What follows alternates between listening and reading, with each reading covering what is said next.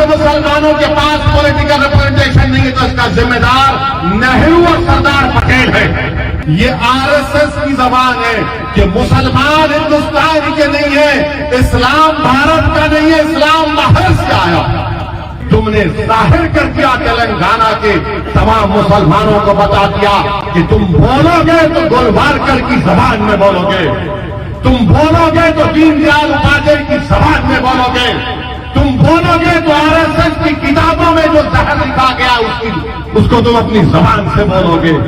तो कांग्रेस ऐसे लोगों को लेती है जो आरएसएस की जबान में बोलते हैं। इस वतन अजीज में नफरत को फैलाने का काम 2014 से और ज्यादा हो गया। भारत की सियासत से मुसलमानों को गायब कर दिया गया यकीन है।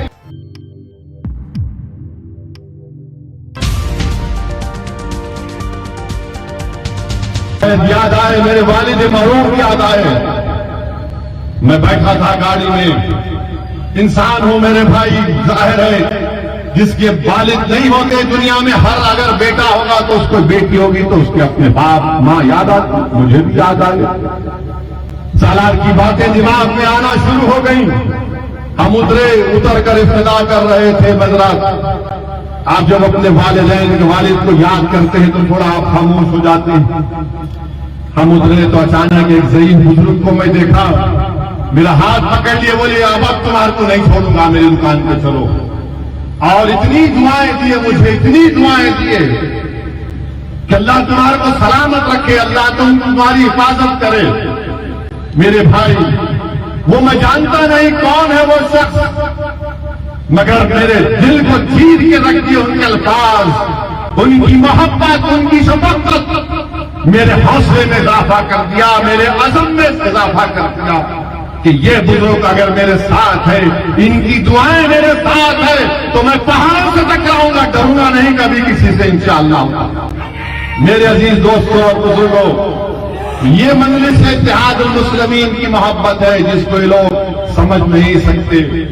अरे तुम गाली दो, झूठ बोलो, जो करते कर लो, जब तक अल्लाह जिंदा रखेगा हम तमाम को, हम अपनी जमात के लिए काम करते रहेंगे। अब ये तेलंगाना का कांग्रेस का सदर चुंबी को भी पर निकल गए। अब ये बोल दिया कि असदुद्दीन ओवैसी का खानदान महाराष्ट्र से आए। अरे दीवाने, हम महाराष्ट्र से नहीं आए, हम बाबा आदम यहां पर आए तो उनके हमारे अब्बा उन्नू हैं। तो पूरा हिंदुस्तान हमारा है। बाबा आदम यहां आए तो अब्बा की जमीन में बेटे का हक नहीं होगा क्या? तुम कहां से आए बताओ? मैं तो बाबा आदम का निस्बत बता दिया, बोलो तुम कहां से आए, किधर से आए तुम? याद रखो, तुम मेरी जबान का मुकाबला नहीं कर सकोगे, मगर आपको बताने के लिए कह रहा हूं कि ये कांग्रेस का ये लीडर जो तेलंगाना की कांग्रेस का सदर है, इसकी ये जबान से निकलना कि ये तेलंगाना के नहीं है, ये आरएसएस की जबान है कि मुसलमान हिंदुस्तान के नहीं है, इस्लाम भारत का नहीं है, इस्लाम बाहर से आया। ये सोच है इस जमात के सदर की।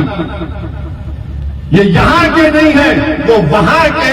यही तो आरएसएस गोलवालकर से लेकर पंडित दीनदयाल उपाध्याय से लेकर ये सब तो यही लिखे। क्या लिखा था गोलवालकर ने? वी ऑर्गेनाइजेशन ऑफ डिफाइंड ने यही तो बात लिखी थी। आरएसएस के सरसंचालक के बयानात पढ़ लो आप, पिछले 40 साल 50 साल पुराने, वो ये कहते कि मुसलमान इस्लाम इस मुल्क का नहीं है, बाहर से आए। तो वही जबान में ये कह रहा है कबूतर। मगर याद रखो, तुम्हारी इन बातों से कोई फर्क नहीं पड़ेगा।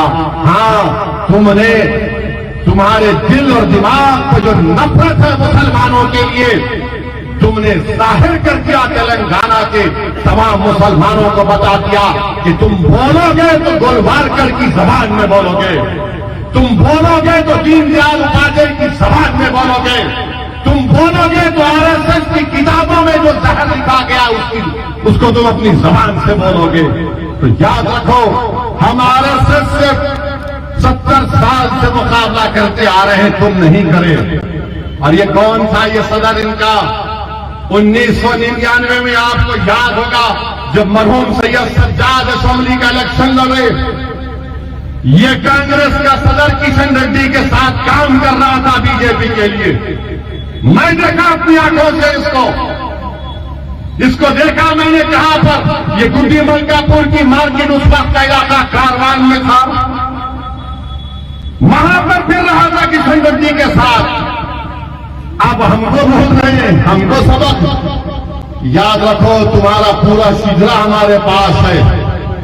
तुम कब थे? 1999 में तुम्हारी जवानी में तुम एबीवीपी में थे, वहां से निकलकर तुम गए आरएसएस में थे, फिर तुम बीजेपी में आए, फिर बीजेपी में थे तो आरएसएस ने कहा कि नहीं अब तुम चंद्रलू के पास चले जाओ जो जेल में है। तो चंद्रलू के पास गए। जब चंद्रलू का मामला खत्म हुआ तो कूद गए कांग्रेस में। तो कांग्रेस ऐसे लोगों को लेती है जो आरएसएस की जबान में बोलते हैं। मेरी आपसे सिर्फ यही गुजारिश है कि मजलिस को मजबूत रखिए और कांग्रेस पर यकीन मत करिए। मैं देख चुका हूं कांग्रेस पूरे हिंदुस्तान में क्या किया। राजस्थान में आप देख लो कि जुनैद और नसीर को किडनैप करके लेकर चले जाते हैं, जिंदा जला दिया जाता है। जुनैद नसीर को जिंदा जला दिया जाता है और उसके बाद उनके घर वालों को सिर्फ मिलते हैं 15 लाख, अभी तक 5 लाख किए। वही कन्हैया लाल जिसको दहशतगर्दों ने मार दिया, उसको 50 लाख और नौकरी, मगर जुनैद और नसीर को कोई नहीं। कांग्रेस की हुकूमत है। जब ट्रेन के कंपार्टमेंट में एक दहशतगर्द ने मुसलमानों का दाढ़ी और नाम देखकर गोलियां चलाई तो बाजार घाट का रहने वाला एक शख्स उसने उसको शहीद कर दिया। उस दहशतगर्द ने मजलिस के मेले से उठाया तेलंगाना की असेंबली में। केटी रामाराव ने कहा कि तेलंगाना की हुकूमत एस ग्रेशिया देगी, 2 BHK देगी और एक नौकरी उस बेवा को दी जाएगी। एक और मरने वाला बिहार का था, राजस्थान में रहता था। बताओ कांग्रेसियों, जब तेलंगाना की हुकूमत एक मुसलमान की बेवा को जिसको एक दहशतगर्द ने मारा उसको नौकरी दी, 2 BHK दिया, एस ग्रेशिया दिया, तो तुम्हारी हुकूमत राजस्थान में कुछ नहीं दिए। क्यों नहीं दिए? बिहार में नीतीश कुमार क्यों नहीं दिए? तो मालूम हुआ कि वहां पर मजलिस नहीं है। ये यही चाहती है कि हमको डराया जाए, मुसलमानों को डराया जाए, डरा करो हासिल किया जाए। कर्नाटका की मिसाल देना गलत है।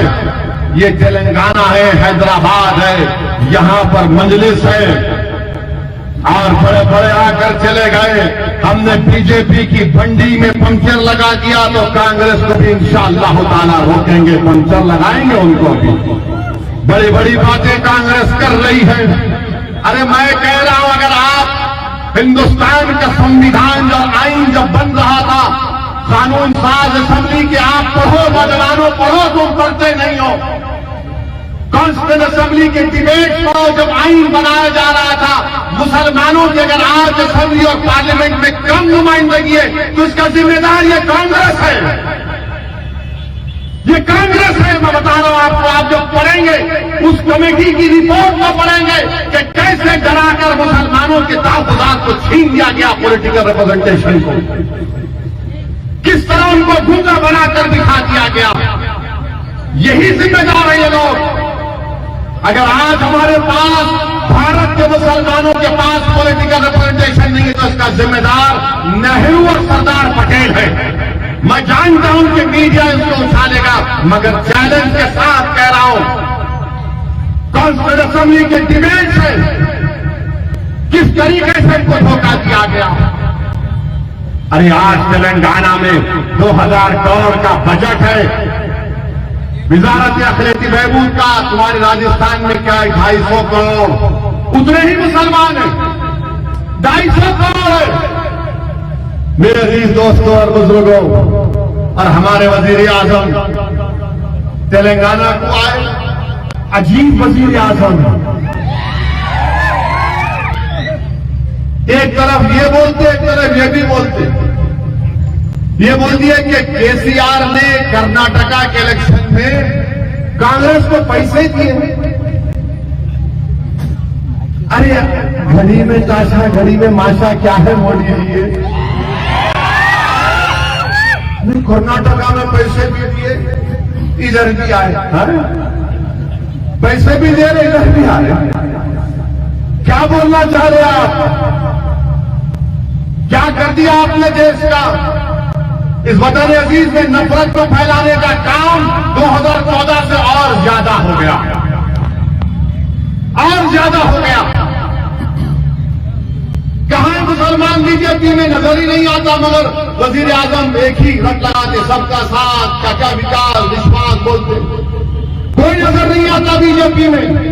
एक मुस्लिम एमएलए नहीं है इनके पास, एक है शायद कहीं पर।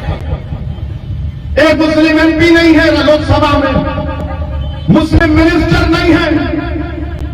भारत की सियासत से मुसलमानों को गायब कर दिया बीजेपी ने। तो कांग्रेस भी अब डर रही है, ये सेकुलर पार्टियां डर रही है। नहीं, जरा खामोश बैठो, खामोश बैठो, खामोश बैठो, खामोश बैठो, खामोश बैठना। हम खामोश बैठने को आए इस दुनिया में, हम खामोश बैठने को नहीं आए इस दुनिया में। हम लड़ाई लड़ने आए, अपना हक मनवाने आए इस दुनिया में। जो खामोश बैठेगा वो खत्म हो जाएगा, जो लड़ेगा वो जिंदा रहेगा। जो लोग खामोश बैठने के लिए कह रहे हैं, अरे तुम हमको 60 साल से खामोश बिठा कर रखे हो, तुमने क्या किया बताओ मुसलमानों के लिए, सिवाय डरा डरा कर। अरे जो दिल्ली में कांग्रेसी मिलता, अरे भाई हमको बोलते ओवैसी को देखो, ओवैसी को देखो। मेरा देखने की चीज है, बार बार देखो। हम कौन रोक रहा तुमको? आप बोलते कि नहीं ओवैसी को रोकेंगे, इन्हें बहुत जा रहा। अरे प्यारे, मैं फिर से कह रहा हूं, अच्छे को भी जाओ हैदराबाद को मुकाबला करने के लिए। तुम्हारा प्यारा अगर तैयार नहीं है तो किसी और को तैयार करो, मगर याद रखो असेंबली के इलेक्शन में इंशाअल्लाह ताला मजलिस ने जो पॉलिसी और फैसला लिया है, तेलंगाना की आवाम अल्लाह के फजलो करम से उसकी तारीफ करेगी और मजलिस उसमें कामयाब होगी। मैं पूरी इत्मीनान और एतमाद के साथ कह रहा हूं कि मजलिस जहां से अपने एमएलए से कैंडिडेट खड़ा करेगी, वहां से मजलिस के एमएलए कामयाब होंगे।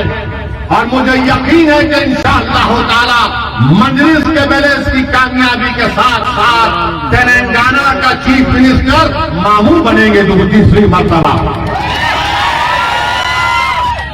आप देखना ये बात, कांग्रेस का रिकॉर्ड उठाकर देख लो, फसादात होते थे हैदराबाद में। इनके जाति झगड़े इतने हैं कि फसाद कराते थे ये लोग। हमको हैदराबाद को बचाना है, हमारे मासूम बच्चों को हम क्या मुस्तकबिल देंगे, इसको देखकर आपको फैसला लेना है। फिलहाल इस वीडियो में इतना ही दोस्तों।